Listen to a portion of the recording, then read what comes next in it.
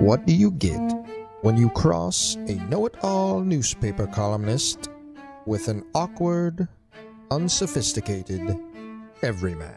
Yeah. Well, I'm just not sure about that right now.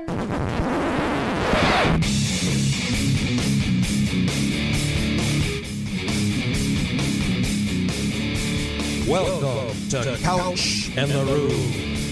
Welcome to Couch in the Roo, presented as always by Pure Options Craft Cannabis. Pure Options is here to help you get through 1,000 episodes of this show or whatever's going on in your life.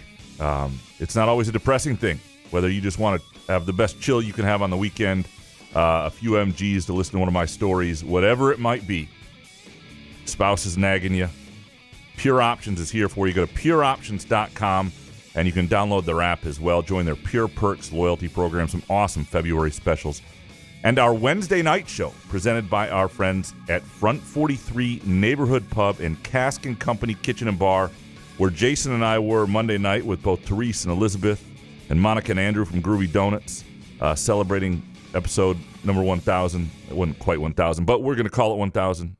Just go with it. Just go with it. And had a great meal. I had the hibachi grill for the first time. I've never had that before, Jason. It's phenomenal. It's I know you were so good. Really excited. I was. Yeah, so good. You were asking me questions because that's the only thing I get when I go there. That's like, amazing. I don't know. It always hits a home run. So I always I'm one of those people that if I go someplace, it treats me well and I enjoy it.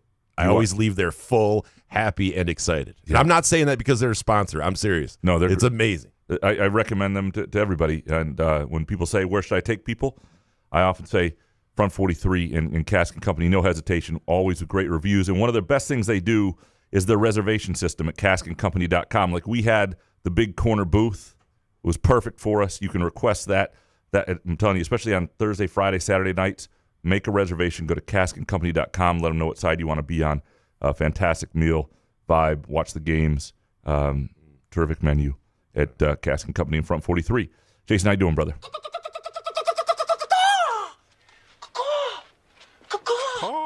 Don't coach my team. Don't coach my team. No. Hey, man, what's up? Or not watch games. Yeah. I really last night I was sitting there going like, man, if we didn't talk about this 3 days a week, I think I'd just tune in March. Just let me know what seed they get. I'll just tune in then. Why do I put myself through this shit and get angry and you sit there? It's like, well, The problem with Michigan State's game against UCLA for MSU is that it was terrible. That they lost to USC. Yeah. On its own, losing to UCLA, which is a better team than USC by quite a bit, and they had this really bad stretch where they lost 4 in a row, where they were playing horribly, and now they're playing really well. They are as hot as anybody in the Big Ten. I think they've won 6 straight. That is a game on the road that a lot of teams are going to lose, and they didn't play that well. I mean, it was an opportunity loss because they could have won it as well. But what I mean is the reason it's a bad trip, it's not a bad loss. It's a bad trip because you needed to come out of that 1-1 to really still feel Hold on a second. Caution, you are about to enter the spin zone. Spin us, man. There is no spin on this. I mean, let's spin it. It's all right. It's not great. The UCLA loss and the USC loss, I feel like they're the same. They're not the same. They're not even close. Feels the same. Not even close. God. Not even close. Boneheaded plays at the end and shot clock violations. USC just lost to Northwestern on the road after that. Yeah. USC is not going anywhere this year.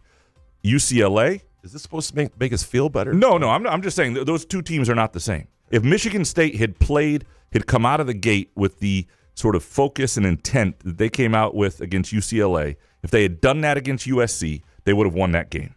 And while there would be reasons to be concerned about Michigan State, and if you're, the thing about this MSU basketball team is for the first time in a while, and maybe this isn't the case, but we're sort of judging them at the highest level. Can they win a Big Ten title? Can they make a run in March? That's what happens when you win 13 straight. That's what happens when you go, 18-2 to start, and when you win your first 9 Big Ten games. So the standard they've set for themselves is not, can you get a 5 or 6 or 7 seed? It's like, can you really be a player nationally? The problem with this trip and that game specifically is they didn't look like a team that's going to win the Big Ten. Now, having said all of that, they're still tied in the loss column with Michigan and Purdue.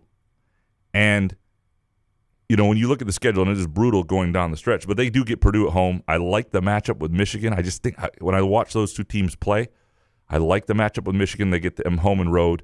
Like the idea that Purdue and Michigan aren't going to take another loss. I don't believe that either. The idea that Michigan State's not going to win other big games, I don't believe that either. But the problem Michigan State has is they looked like for a lot of that game, they didn't look like they were as good as UCLA. So it's not just you didn't play well, and until the final 10 minutes, from about the final 7 minutes of the first half till the final 10 minutes, like there looked like there was no chance that Michigan State was going to win that game. Yeah. It didn't look like if they played 100 times, Michigan State would beat that team. They just looked like a better team. And Michigan State didn't have the answers, and the coaching staff wasn't able to find them. And I thought, they were late to get, Frankie Fiddler wound up having a really good last 10 minutes. And, they've been really good at discovering that guy earlier in the game. I thought they held out Jackson Kohler until too late. He came in, had 3 offensive rebounds in like a minute. That stuff, And on the other hand, they kept Akins in and kept him shooting, which I felt like that's what you had to do at that time and moment, right? And then he was really good late. He had a bad stretch, and he, the thing about Jaden Akins, if you just look at his line yesterday, he goes like 6 for 14 shooting, 15 points, like 4 rebounds, 3 assists. Not a bad line. And he hit some big threes, 3 for 7 from 3. You'll take that all day. The problem is there are a couple threes in there, and I got into this in the quick takes, that they really need him to hit. They need somebody to hit. If it's not going to be him, then somebody else needs to be taking that shot, because they were wide open looks at key moments of the game. And now the second one, he came right back and hit a 3 right after that, and they got their footing. But like with him, this is the moment. This is what he asked for. He's got to hit that shot. They need somebody to hit that shot. And it was one of those games that doesn't give you confidence in their ability to win the whole thing. Except the one thing that I thought was promising is with 10 minutes to go, when I'm writing the quick takes one way, thinking these guys have no shot, and then they come back and they take the lead, and again, how they were in the final minute, a couple of the decisions there, the shot clock violations late, the decision not to use the timeout after Jackson Kohler got his own rebound. I didn't mind going to Kohler the first time. They don't have a go-to guy. That was a one-on-one move. He was just short on it, and he's been short a lot. But who else are you more confident in that situation? Jace Richardson's out of the game. And speaking of him, I know he ran into Booker and got shaken up there, but I was kind of watching him kind of like Jim Comparoni style throughout the game, just focusing on Jace Richardson. And I'm going, I know he was grabbing his arm a little bit there, and I'm just wondering, does he need to rest? Does he need to sit down and get healthy? Is he playing through stuff? Because it appears he's a better player than the way he's been playing at least the past 2 games. Yeah, he had a rough trip out there. And they need him to somehow find another level. And when we've talked about this team in terms of their potential, one of the things that's been promising is the growth. And the growth we've seen in season, right? From Cohen Carr, from Jace Richardson, at times from Xavier Booker, from Jeremy Fears, from different guys. Like, they need that stuff to continue. Who they are right now may or may not get a piece of the Big Ten title. It's a nasty schedule when you look at the number of teams they have to face in the top, 20 of Ken Palmer, 25 still remaining. It's one after another after their next 2 games at home. They've got to beat Oregon and Indiana at home. If they do that, it'll feel like they regain their footing, protected home court. Things will feel a little bit different. And then, but they've got to win those 2 games against 2 teams that are talented but teetering on falling apart.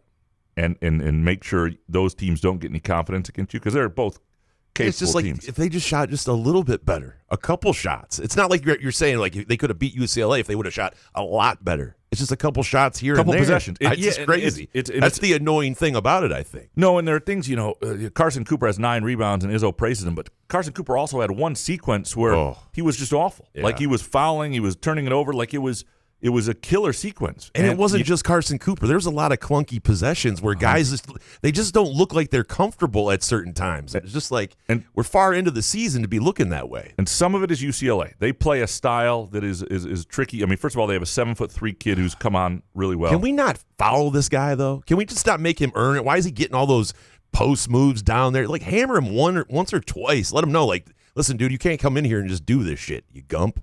It is the advantage of having 10 guys. You should have one guy as an enforcer, right? Well, that should be Carson Cooper, though. When you do dumb shit like that, at least I know if you're going to hammer this Mara guy instead of just letting him do whatever he wants.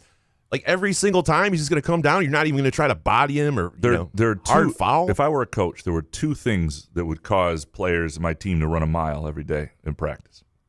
One would be if teams got and one, like you foul or don't, like you foul, do not allow an and one. The second would be for every three a white guy hit, you'd run a mile.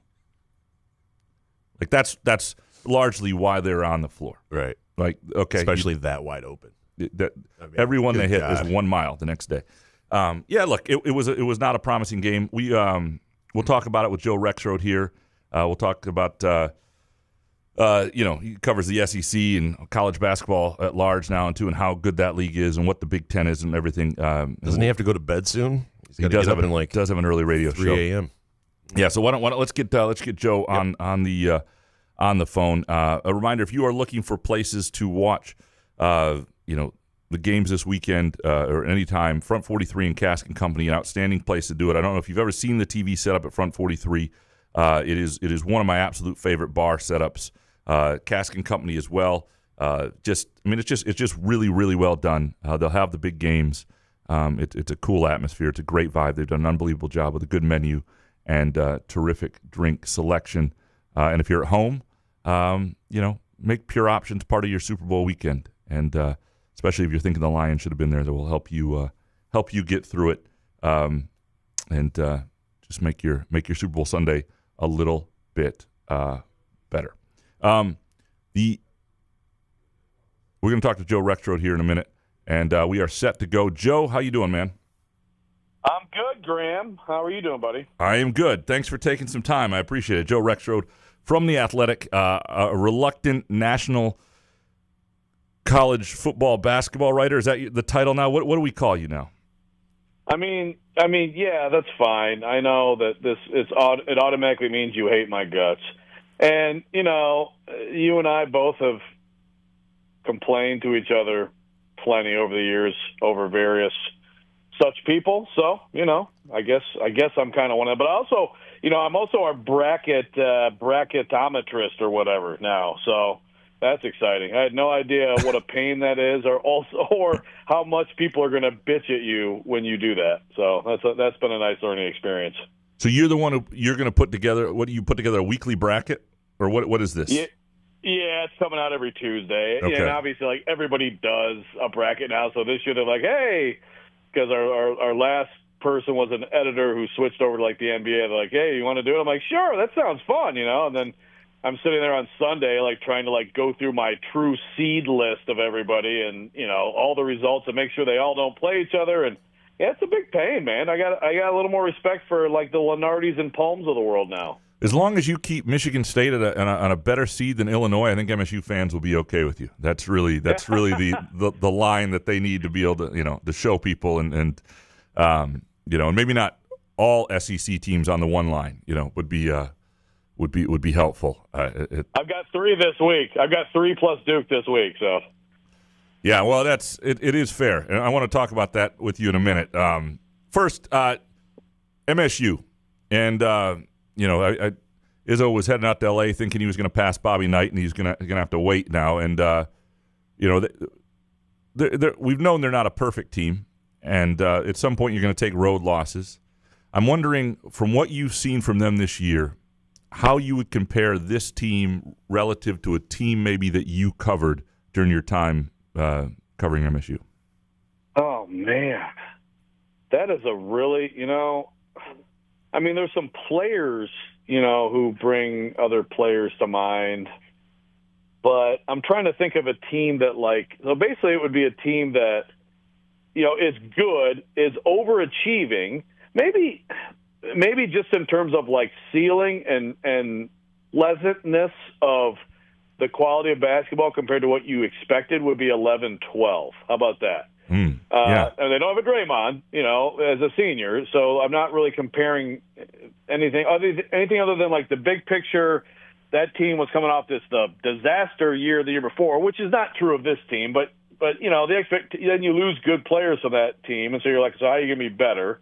And you have some unknowns who really step up. So that year you had you had Adrian Payne and Derek Nix. So oh wow, those guys can actually play, and obviously Appling takes a huge step. That would have been a sophomore year, right? As a sophomore, which maybe you could compare to like Fears a little bit, you know. I mean, Appling was scoring the ball a lot more, but I don't know, something like that. Like, and still, you kind of thought, you know, how like they were a 1 seed, but how good are they really? Now I know Dawson got hurt, but you know, Cohen Carr does remind me of Brandon Dawson. He's not Brandon Dawson as a freshman that year. Eventually became like that was the guy they would apply to a really good wing and feel good about it, right? And I feel like maybe Carr is getting to that point where he's like a necessity on the floor defensively. So that's the one that comes to mind. But I'm probably, you know, forgetting something that's obvious. No, I don't. They've got. I don't think you are. Like 97, 98 before there's a remnant, a deeper version of that team, you know, but like a team I thought of that just now too, yeah. A team that winds up as a 4 seed and is a co-Big Ten champ sort of type team, you know, that sort of Sweet 16-ish. I mean, this team might be a little bit higher ceiling than that group, but in that realm. So I guess when you watch these guys, what do you think? Like, what do you think I don't want to say what their ceiling is, but what do you think? Like, what would you do if you were Izzo trying to get the most out of this group, coming off this West Coast trip, going into a pretty substantial gauntlet for the rest of the Big Ten season? Yeah, that's a good question. Well, first of all, now that I think about it, you know, especially that 97-18, it did have a ton of depth, you know. I mean, it had like 2 lines like this team did. And so it kind of reminds me, and of course, again, we're not comparing a sophomore Fears to a sophomore Cleese. Cleese is Big Ten Player of the Year as a sophomore, so there's a difference there. But that's where I start my answer, Graham, is like I'm watching them last night, and I'm sitting there with young Brennan Rexrode, who, as you know, absorbs every second of Michigan State athletics, and I'm like, you know, Fears doesn't realize how good he is. Like, Fears could be getting into the lane right now a lot, and he's just not attacking them. And I thought in some games this year they had a higher ceiling than I would have guessed because of him. So I think that's a huge key. I think it's him just really becoming just the indispensable and aggressive playmaker that I think he can be. And then, you know, I mean, I like how they have the lineup versatility. They can do a lot of different things. I feel like sometimes that can also make it tough as a coach. And sometimes I'm looking at the lineup and I'm like, they have 2 guys who can shoot the ball on the floor right now. Like, how's that going to work for you? And, you know, the bigs, I just don't know what you do. You know, they're all decent, but, you know, it's like no one's really emerged there. But that would be one thing, just like Fears. And then also I do like that last night they went to Akins, and down the stretch, Akins was the guy. I think it's got to be that. It's got to be Fears creating. It's got to be Akins as your first option to score. And then, you know, obviously you've got other guys who can do it. I mean, Jace Richardson, I think, is going to be incredible at some point. You know, but it's an interesting situation with him, too, in the lineups late in games, and he's maybe a little bit of a defensive liability, but, man, he's so valuable on offense. By the way, what the heck is going on with that guy? I don't know. You know, and I skipped this trip, and that's one of those things. It's, you know, and is it a freshman wall? I know they said he was banged up during the week, and, you know, and then he slams into Xavier Booker, and he had a concussion and missed a game, or not a concussion, but he had, I think they framed it like, you know, concussion-ish symptoms or something, whatever the frame was. He had something. took a bop to the head and missed a game earlier, and you know, so you know, but again, I don't know if it's that. He definitely, like, he's a guy who raises their ceiling when he's right, and he's a guy that he's just like one more guy that is hard to scout for because he's not their go-to guy. He's only going to take 8 shots a game. You can only build so much around him, and so when he's right and he really provides something, he raises their ceiling. I think that's part of it, is finding, you know, they need enough guys. There's an old adage, and you've probably heard this from me over many a beer, that the idea that to get anywhere you need 3 guys rolling, you know. And so I do think you can have all the depth in the world, but at a given game, if you don't have 3 guys really going, you're going to have trouble at the very highest level. And you know, that's I think part of the challenge. And I like what you said about Fears, though, because I think part of it is I like Akins taking big shots, but I like Fears initiating. Yes. And I think that's, him making the decision. I don't really care where it goes and who takes the open shot. I mean, I think Akins is somebody when he, looks like he's focused and dialed in late in the game like he did last night. That's good for them. But it can be Richardson. It can be Holloman, whatever. But, sure. I think Fiddler, he may be somebody because he can get to the free throw line so well. But the ball in Fear's hands, and he's not even always playing at the end of games right now. I mean, they've got to get to a point where he's unequivocally trusted in those moments. And don't they need a? I mean, I understand matchups sometimes just dictate things, but like a winning time lineup. I mean, yeah. Because to me, it should Fears and Richardson and Akins should always be part of it. But then again, some nights Holloman is playing really well, so. I guess it's in some ways it can be a good problem, but then also it's it feels like they've had just completely different combos late in games. And at some point, I think you have to get used to winning together in these close games. They're probably going to have a bunch of them coming up here. Well, I think that's part of the issue. They have not had a whole lot of really close games. They've been putting people away, and they've been close-ish, but not down to the last two possessions where you need a bucket close. Right. And so you can get away with and I think they've done a nice job this year overall of, figuring out in a given day what sort of lineups are working. And I didn't think they got there quick enough last night. To me, Kohler comes in and he has 3 rebounds in a minute like that. And I knew that was going to happen. He is so intently focused on that, and he just gives you a little more offensively than Cooper. I know he got in foul trouble earlier. I would have leaned on him earlier. I thought they waited too long to go to him and or to go back to him, and but yeah, it's a. I know people are a little down and panicked, but we've also covered a number of teams that went through this in February and found something. I think it's too early for that as well. Yes. Wanted to ask you about. So, of all the teams you've seen this year, is there a team that you think jumps out as the best in the? Well, I'll start with the Big Ten. The Big Ten teams you've watched, is there a team that jumps out to you as highest ceiling in the Big Ten? Well, you warned me about Illinois. Yeah, with the Illinois-Michigan State Twitter, or whatever, X. Are you on X or are you on Blue Sky now? I'm both. You on to Blue Sky? I'm both. Okay. Yeah, I'm on both. If I'm going to Blue Sky, I'm done on Twitter. So I'm still kind of waiting, but I'm not doing both, man. I'm never doing two in my life. So yeah. Anyway, I wouldn't go all the way yet. I wanted it's just so much of the universe that you've built is over there. Unless you got some other way through a newsletter or something else, so many other people to reach are still on X. It's hard to go completely away from it. Right, even as much as I hate it and the person who owns it, but yes. You know what I mean. But it's just yeah. So, but anyway, yes, I say that to say, I guess the easy answer is Purdue. I think they're really good. They got those guards. They've been to the Final Four. But I still think sometimes when I watch Illinois, I'm like, my God, Yakachonis and then Riley now when he gets going and all the players they have. The way they can space the floor and spread you out. I mean, the freshman big is just an absolute killer on the glass.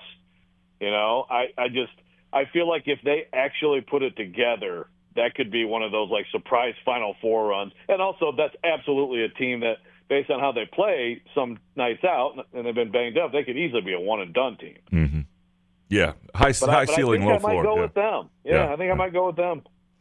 Yeah, I think if I had to pick a team in the NCAA tournament to make a run, it would probably be them. All right, you cover a league right now that is doing well in basketball, and it's remarkable when I look at Ken. I think this is a big year for Ken Palm, by the way. Big year for Ken Palm. And I'm a big Ken Palm guy, but he's got 4 SEC teams in the top 6: Auburn at 1, Tennessee at 4, Bama at 5, Alabama at 6.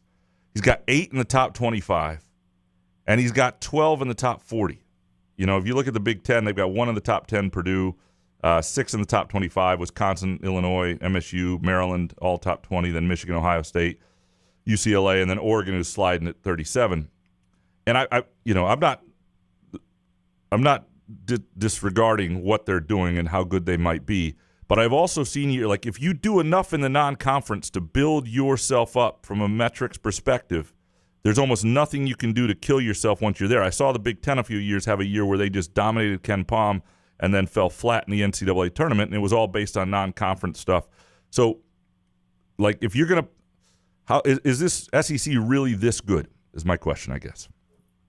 It's pretty freaking good, man. I mean, and I hear what you're saying. I mean, if you look at just the wins they had go through the league and like here and there you had like an Oregon beating an Alabama, for example. I mean, actually, did Rutgers beat Alabama? Or am I misremembering that? I don't know. I will check, yeah.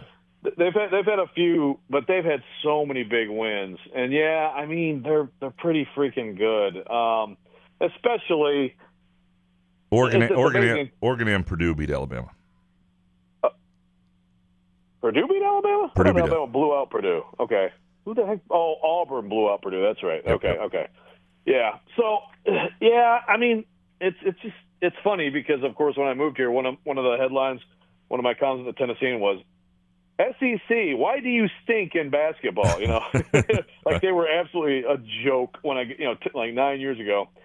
And they've just got a lot of good teams and a lot of good coaches. It's so much about coaches. I mean, the league is, and they've invested but man, I mean, I think the best team. I mean, I think Auburn and Duke are the best two teams. Okay. And Duke beat Auburn at their place, and I just think that I just really like both of those teams' chances to be there in San Antonio. But Alabama. Absolutely a national championship contender. Florida, I would also say absolutely a national championship contender, like can go all the way, can win 6 games. I'm not sure that I would quite put Tennessee there. They are a 1 seed in the most celebrated bracket in all of bracketology. But, I don't know that I would quite – I don't know that they have quite that upside, but they're really – I mean, it's the best defensive, and that's what it often is with Rick Barnes, right up near the top. Kind of like Houston, like just junkyard dog defense. And I'm watching Missouri, Tennessee right now. Missouri goes like great team, great season.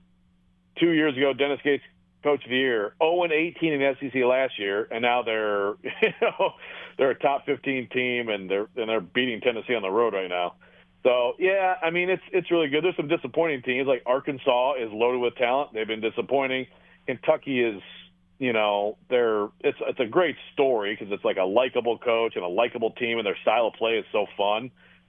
They're not very good defensively. So there's other teams with flaws like Ole Miss, Mississippi State. These are good teams, man. They really are. Chris Beard. Say what you want about Chris Beard. Good basketball coach.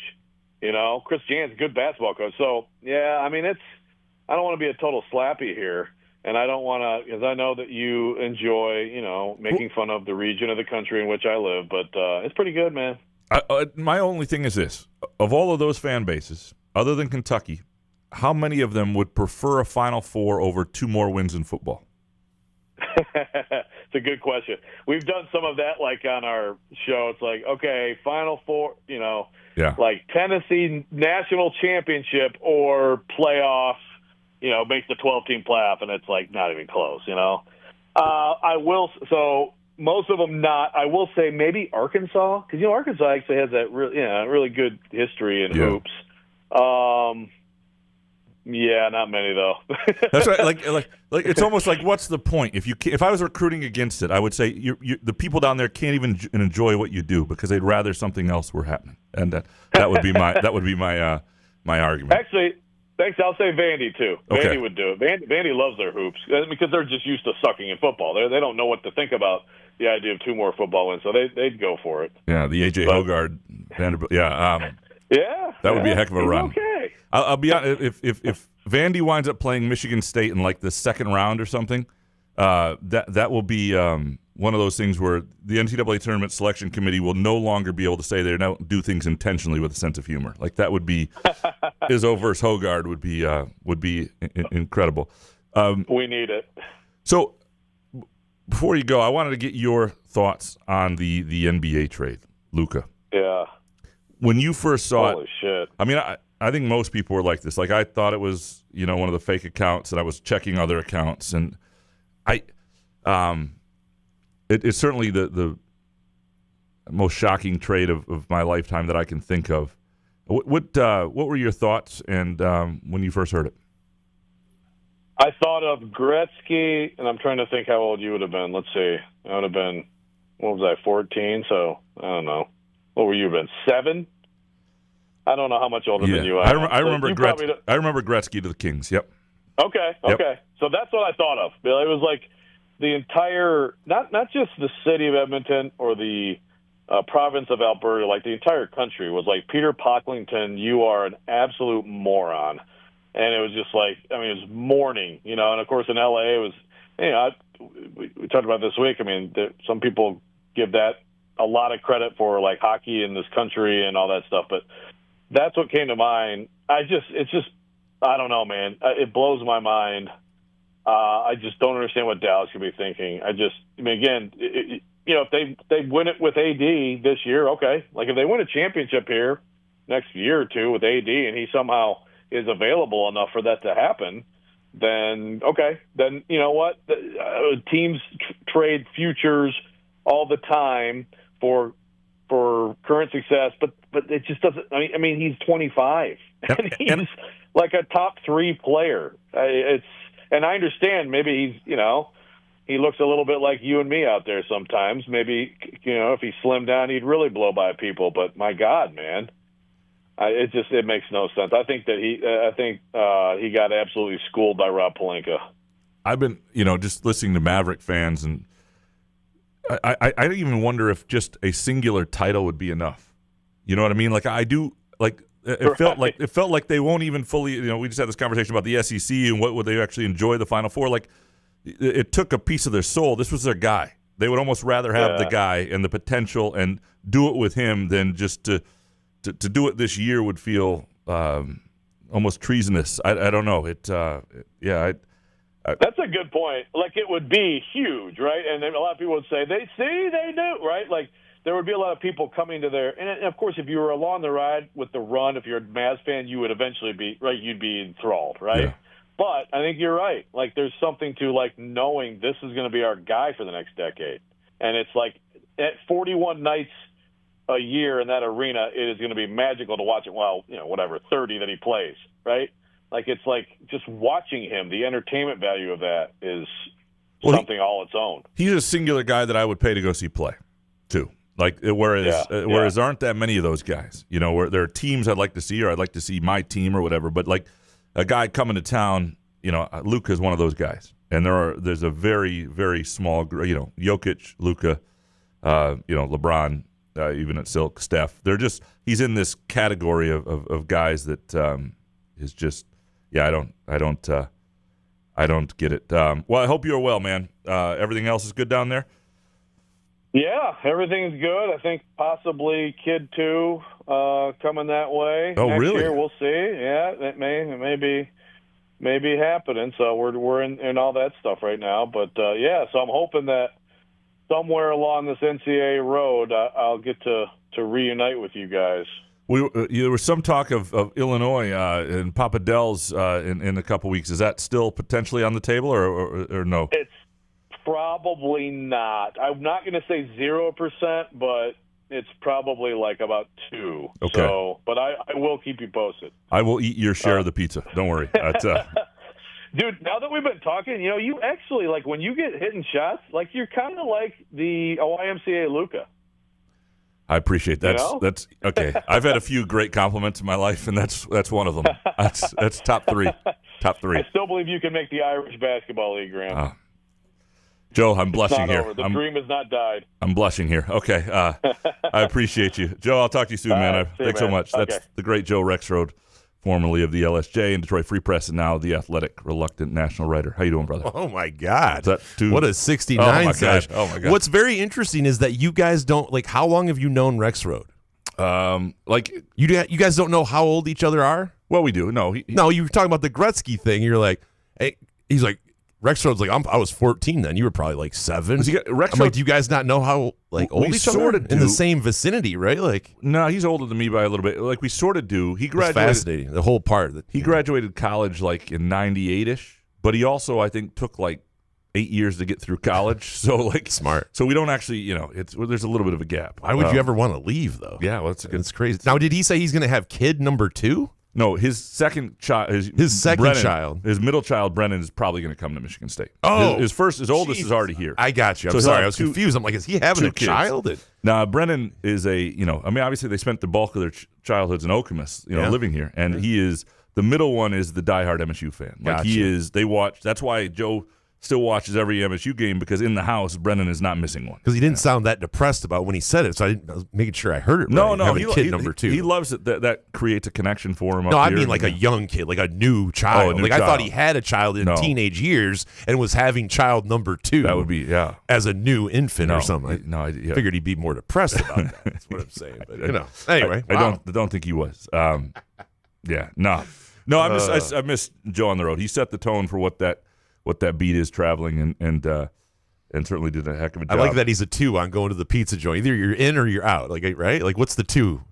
There's a distinct possibility he's going to get there. Yeah, at one point he thought, because he's a national writer, he thought there was a reason to go to Illinois, Michigan State. The problem is with neither one of those teams winning at the level they were at one point, it gets harder to sell. I love that you guys get all hyped up about Twitter and shit. It's like, I was sitting there looking for you last night. I'm like, where's Couch? I actually had to put you in my search thing, and you don't even tweet or anything. I'm like, what is going on here? So I have a standard. If I'm not at a game, I'm not at a game. I say from a. Can you announce that? You announce all the other cheesy I do. Shit? Well, I did. I guess before the first game that I wasn't on that trip, and I always put from afar. Tweet? Well, just because I'm not. I still trust what you have to say when you're watching the game, even though it's Peacock. You're probably 8 plays behind. Don't know the score. I like to add value when I'm actually there, versus when I'm not there. It's like I'm not there. So you just offer no value whatsoever. Correct. If you're not there. Correct. That's something like that. Something like that. Great. All right. Let's take a really quick break. We'll come back with Harry, our Super Bowl picks, and our favorite prop bets. Couch in the Rube, presented by Pure Options Craft Cannabis, and our Wednesday night show brought to you by Front 43 Neighborhood Pub and Cask & Company Kitchen and Bar. Hey, sports fans, are you tired of the same old routine? Looking for a way to unwind after a long day? Look no further than Pure Options, the premier destination for all of your cannabis needs in Lansing, Detroit, Muskegon, and Mount Pleasant. Whether you're cheering for the Lions, Spartans, or the Wolverines, Pure Options has everything you need to elevate your game day experience. Mention Couch the Rube when you visit Pure Options and get a Pro Grow 8th with a $50 purchase. It's our way of saying thank you for being a loyal listener. Swing by Pure Options today and elevate your cannabis experience to a whole new level. Firekeeper's online casino and sportsbook is the site to play. From your phone, tablet, or laptop. Get in on all the football action with pre- and in-game wagering. There's showdowns every week in football that you can't miss. Plus, the college and pro hoops are red hot, and the pucks are cool. Get your first casino deposit and sports wager matched up to $500 each. Terms and conditions apply. Must be 21 or older and located in Michigan. Gambling problem? Call the Michigan Problem Gambling Helpline at 1-800-270-7117. Where else can you cheer on your team? Enjoy a mouth-watering burger or savory sushi. Sip on handcrafted cocktails or one of 46 beers on tap. Take your game day or date night to Cask & Company Kitchen Bar or Front 43 Neighborhood Pub near Frandor. 2 amazing places with one awesome blended modern American Asian menu. Catch the game on one of 30 60-inch TVs or stop in for the all-you-can-eat lunch buffet. Enjoy happy hour or elevate your night out at Cask & Company or Front 43 on East Saginaw in Lansing. Ever wonder how comfortable you can be and how good you can look? Put on a Muskox flannel and find out. Muskox has new arrivals for this fall, including the Caper Green Grand Flannel, which even makes Couch look good. Muskox is a Detroit-based flannel company that creates soft and durable flannels made to last a lifetime. They become a great partner with Couch in the Rube, not just because they make us look good and feel good, but because they're good people too, and a socially conscious company. For every $100 purchase, $10 is donated to the Alaska Wildlife Conservation. Muskox flannels are designed with 100% cotton that is ethically sourced and double brushed for softness. Feel the quality and comfort of a Muskox flannel by ordering at gomuskox.com, where Couch and the Rube listeners can enjoy $15 off their flannel purchase with the promo code HOFF. Find Couch in the Rube podcasts on Spreaker, iTunes, iHeartRadio, Spotify, YouTube, Facebook, Google Podcasts, CastBox, and the Rube's favorite, Podcast Addict.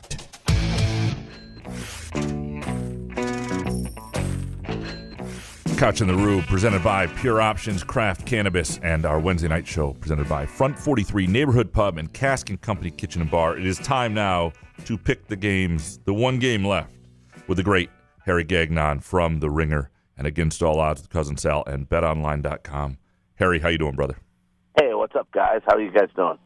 I'm a little sad, man. I'll be honest. Like, we do this whole football season, and it just feels you get to this point, and I don't know. It feels like now a long time until it's back. You know, that's all. That's sort of.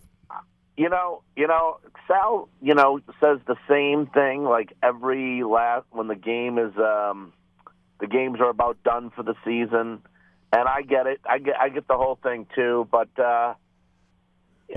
you've got Asian tennis to bet on. So yeah. Yeah, but I mean, if the Chiefs win, God damn it, screw football.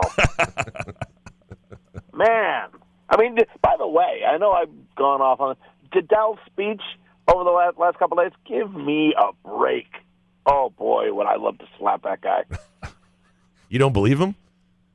It's not rigged at all, man. Come on. I mean, geez. I mean, he's cheating right in front of our eyes, and he's I mean, it's whatever. I know. I love how it's treated as some QAnon conspiracy that the NFL would want Taylor Swift and the Chiefs to win 3 Super Bowls in a row. Everybody on Radio Row, Harry, this week, is just like, I can't believe you would think that there'd be a possibility. You know what? The last 2 Radio Rows I've been at with Sal and The Ringer and everything, and I'm not there this week because I got some. Like I told you, I got some root canals going on tomorrow, of all things, so I didn't make it to New Orleans. But, yeah, I'm kind of glad I'm not there because I'd be so sick of hearing that from everybody when it's so blatant. I just don't understand how people don't see it. It's crazy. I can just see you tackling some Chiefs fan who, who's dressed as Andy Reid or something. And I got into it with that guy was there at Radio Row last year, and me and him got into it. I love it. Oh, I wish I was there to see that. That would be incredible. Yeah. So, well, before we get into our prop bets, the line here, I mean, the line is sort of, it depends what book you're looking at. I think, what are we saying? Eagles, or we're saying Chiefs -1.5, -1. I don't know. What -2? Whatever it is, right around there. It's close to a pick. Basically money line either way, right? Yeah, right. Situation. I have like teasers both ways in this game, so if it's not decided by 6 points, I lose. The hedge king. Yeah, I need like a really close. He's gonna end up winning $4.50. I don't know if I have a single bet like on either team without hedge one way or the other. So I don't have a great feel for it. I do not trust Jalen Hurts. I think the Eagles though are legitimate otherwise, and I think are probably the better team in other ways, and obviously Saquon Barkley makes a big difference. But I'm going to take the Chiefs here just because I don't trust Hurts in this spot, and that's what it comes down to. If you don't trust him because of the injuries, you think he's still injured, playing hurt. Yeah, I don't trust his decision making in this spot. Is what I don't. I don't trust his if they need to make if they need a drive where he's really throwing the ball. I don't trust him the way I trust Mahomes, and maybe the refs are part of that. But anyway, so to me, I'm on the Chiefs here overall. But it could go either way. It could go either way. Yeah. I got to say, I was thinking about it today, Harry, doing some props. I actually love. I know that you hate the Chiefs, but I actually love the Chiefs in this spot. A little juice on the money line, -120. I just don't know this offensive line. Last time I saw them against Washington, Cam Jurgens, Landon Dickerson, both guys were out. They were doing patchwork on that offensive line. I just think this is a Chiefs money line where you don't have to give up any points like that with a little juice. I just really love the Chiefs money line. I said on a different show, and we laughed. I said I'd almost rather, because we've had this game 2 years ago, and I almost rather, I don't even, so much that like it's part of my job, but I really just don't care so much anymore, where I'd rather bet the Eagles and lose than bet the Chiefs and win. How stupid is that? But at the same time, I respect it. Yeah, it kind of makes sense. I don't know. I don't know. Listen, I'm going to take the Eagles, guys, and I'm just probably just doing this because I don't want Kansas City, but I do like the Eagles. Philly was 5-0 versus the AFC this year. They've won 8 straight versus AFC teams, and that includes beating Kansas City last year in Arrowhead. In their matchup 2 years ago, Philly obviously lost by 3, and that was with Kenny Gainwell only putting up 21 rushing yards. I think the difference in this game will be the birthday boy. Saquon Barkley will turn 28 on Sunday. I think Barkley will take the pressure off of Hurts, and with the Eagles' offense be balanced, Philly's defense was dominant most of the season. They were second in points against, first in passing yards and total yards against. I think I'm hoping it's going to be a tough day for Kermit the Frog. I got the Eagles 31. I got the Chiefs 22. Well, you don't sound confident about it. I'm not confident. Yeah, I'm not. I mean, I was confident. I tried to be confident against in the Bills game, and look what the refs did. So I'm not confident. No. Vegas is taking that Chiefs hate and putting plus money on Philly just to suck that money in. I'm telling you. I just think the Chiefs win by 2 scores. Wow, 2 scores. I think it's 2 scores. Chiefs. Oh, well, Harry. 3-time Super Bowl champions, Taylor Swift, the whole thing. Oh, gosh. The NFL's rigged. Yeah.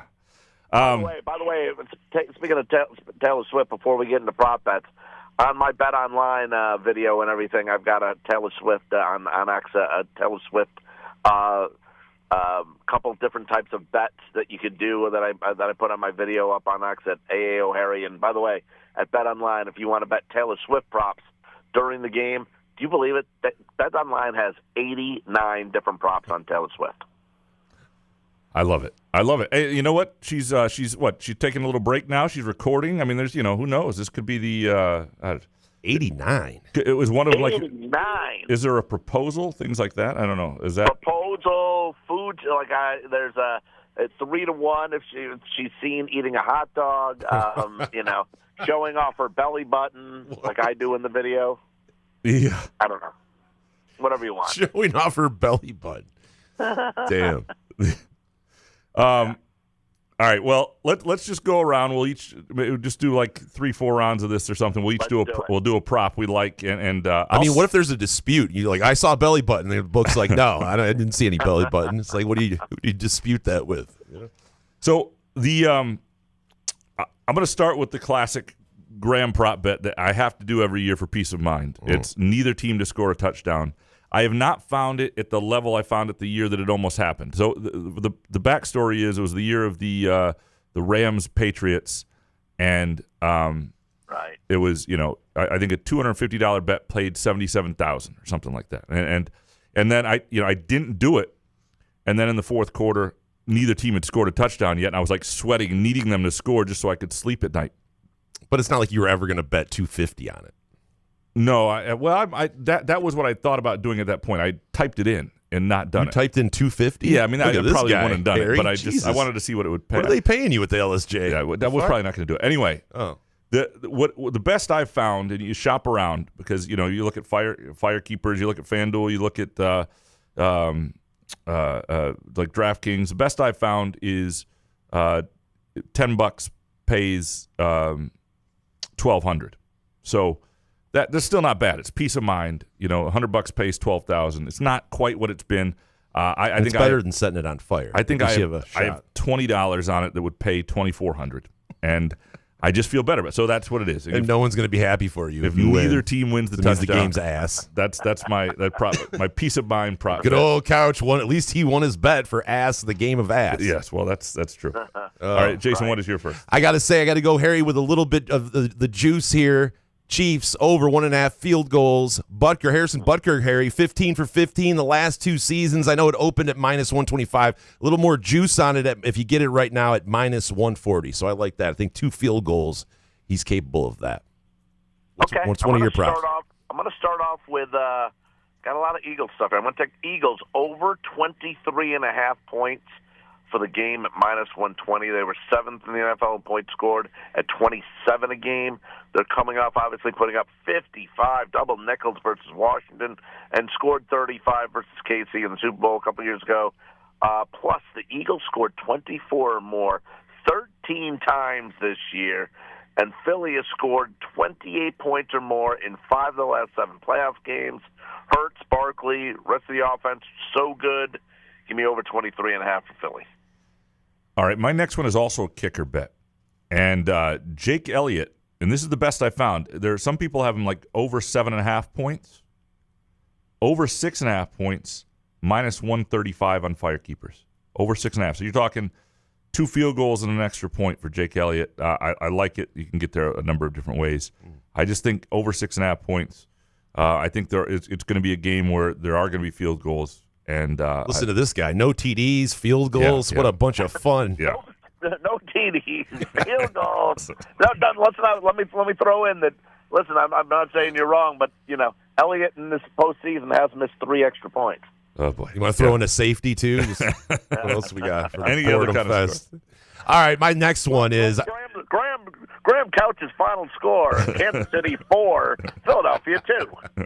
Oh my God, that would be great. All right, my next one here. We talk about the conspiracy theories, Harry. I have to sprinkle. If we're going to talk conspiracy theories, the Taylor Swift belly buttons, then I'm going to bet 15-1 on Travis Kelce MVP because why not, right? If we think that he's going to propose after the game, it would be a fairy tale if he won the MVP, retired, married her. So give me 15-1, a little sprinkle.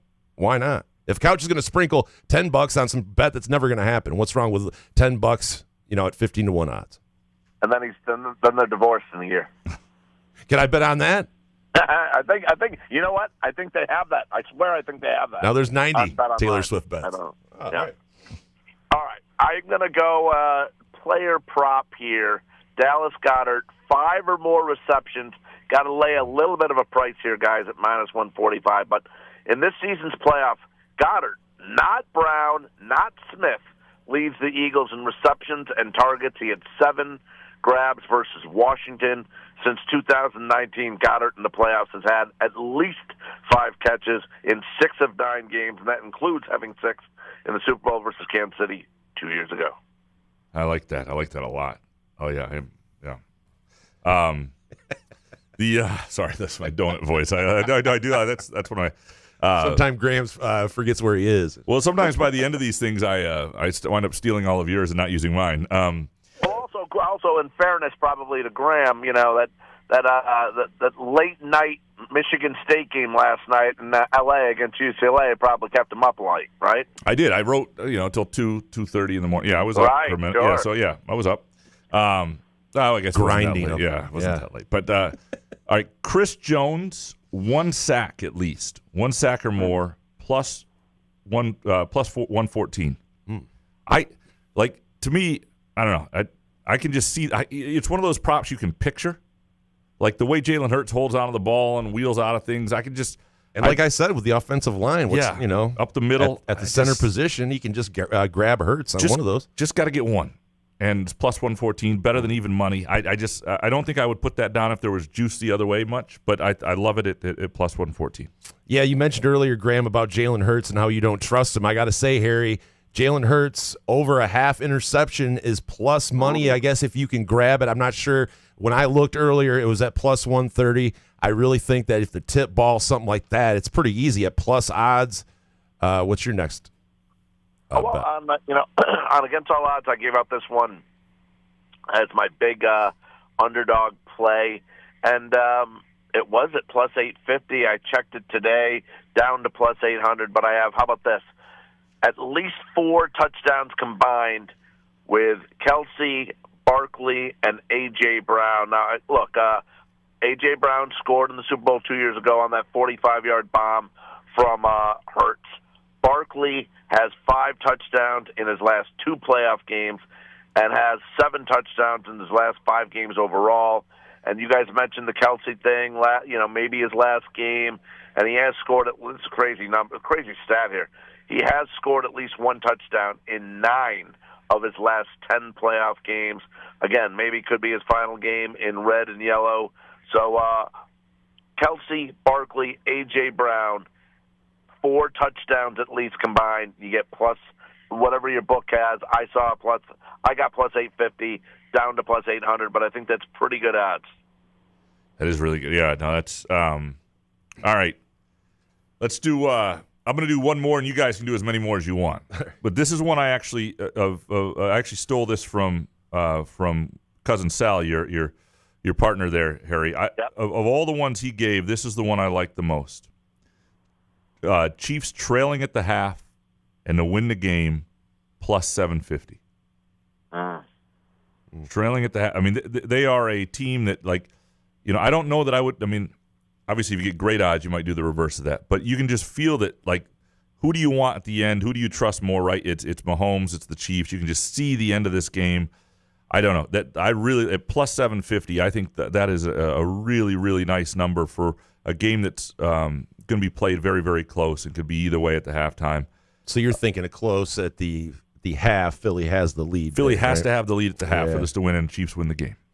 Plus 750. I thought that was the best one I'd seen. I really, and I know they call it like the Cousin Sal special, but that's the thing that saves you. That Cousin Sal actually said it first. If you came up with that, very, very suspect on it. But that yeah, no, lump yourself with Cousin Sal. That's right. I trust him. There's more credibility. You're right. Trust Harry. Absolutely. All right, here's a couple more before we get out of here, Harry. DeAndre Hopkins finally makes the Super Bowl. Over 1.5 catches. Again, this is plus money. This was a couple hours ago. I'm not sure if it's still there. And also piggybacking on earlier, you talked about Dallas Goedert, Harry. Anytime touchdown, plus 320. I think you definitely have to sprinkle on that because, if Jalen Hurts can't, he doesn't have time in the pocket, he's been leaning heavily on Goddard. So definitely going to sprinkle on that. What else you got? Yeah, I got, just to, piggyback off my Brown, Barkley, Kelsey bet. I do really like A.J. Brown in this game. Anytime touchdown at plus 180. This is why Philly went out and got A.J. Brown for moments like this. Brown loves the limelight. He found pay dirt in the last 3 regular season games and scored in the NFC title game versus Washington. Plus, like I said, scored on a 45-yard bomb a couple years ago in the Super Bowl versus Kansas City. A.J. Brown plus 180, anytime touchdown. And I don't have a line on it right now, but I will say this too. If you're going to go defense, Cooper DeJean had a great season, rookie season for the Eagles. It's his birthday on Sunday as well. Maybe an interception. If Mahomes is going to throw one, if Kermit's going to throw one, do it to DeJean at plus whatever. I'm sure it's good, very good odds. I didn't have a chance to look that up, but another guy that's his birthday, let's roll with that too. All right, Harry, before one last one. Now, the national anthem, you're a guy that used to work at a sports book, so tell us the ruling here. John Baptiste, the national anthem, over-unders at 120.5. Now, I know he did the national anthem previously, like 8 years ago at the NBA All-Star game, I think. Now, when does it actually start? Because he's a piano guy. Is it when the first, like the key first hits, like his finger hits the key first? I know that we always – this time of year have issues with when does it actually start, and I don't know. I mean, is he singing? Well, yeah, he does sing, but he also does he twinkles the keys here and there at the beginning, at the end. I think it's when his voice starts, right? I think it's when his voice starts. But again, we've had issues at the end when they say brave, if they say it 2 or 3 times, it only counts when they say it the first time. I don't know. Who knows? I mean, Jesus. I don't know. So one of the things I always advise people, and like, at the Firekeepers iCasino and Sportsbook app, there are 274 available bets for this game. A lot of these books have a lot. I have also lost a lot of money on prop bets because I get too fired up. I'm having too much fun.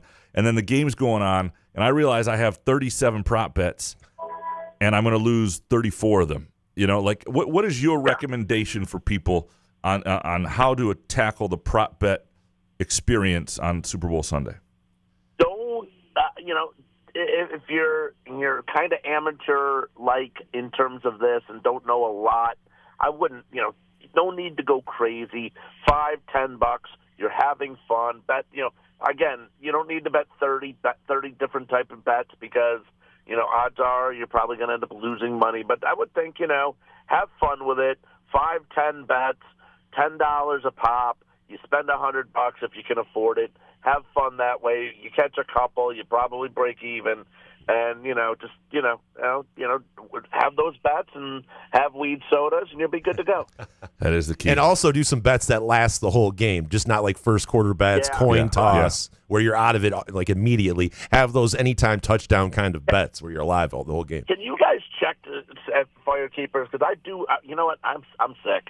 I'd really like, more than anything else, that I'd really like to win on is if there's a prop bet out there.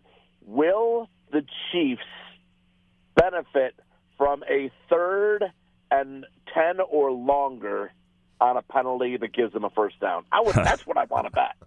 I want to put $1,000 on that. Minus 480. I see it right here.